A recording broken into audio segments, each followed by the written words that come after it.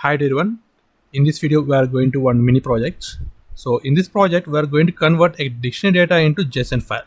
So see here given one sample. So in a classroom we have two students are there.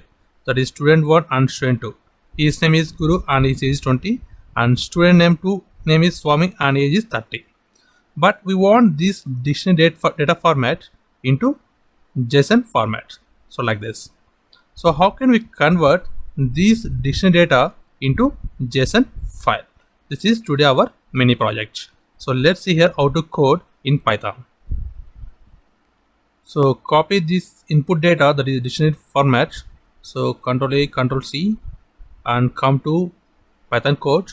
So in this I'm going to take in a classroom object. So in that we have given data is there. This is the dictionary data. Now we are going to return that into JSON file. So for the JSON format, we have one inbuilt module that is called JSON. So first of all, import that JSON module. So import JSON. So with the help of JSON module, we are going to convert this dictionary into JSON file. So first of all, check the given data is the dictionary or not. So print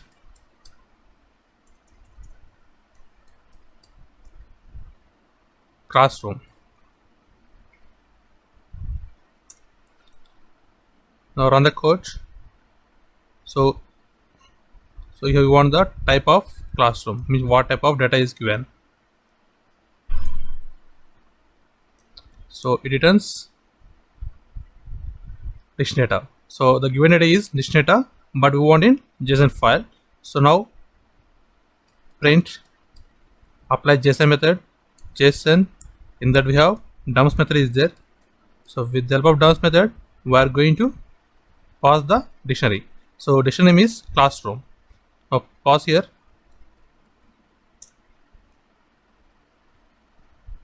Now run the code.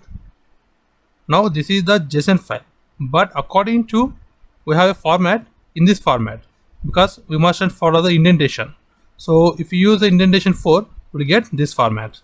Now here apply a indentation in dump method, indent equal to 4. Now run the code. Now we'll get required format.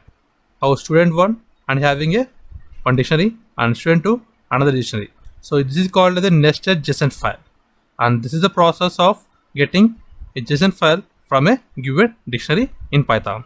And thanks for watching. Please subscribe, like, share. Thanks.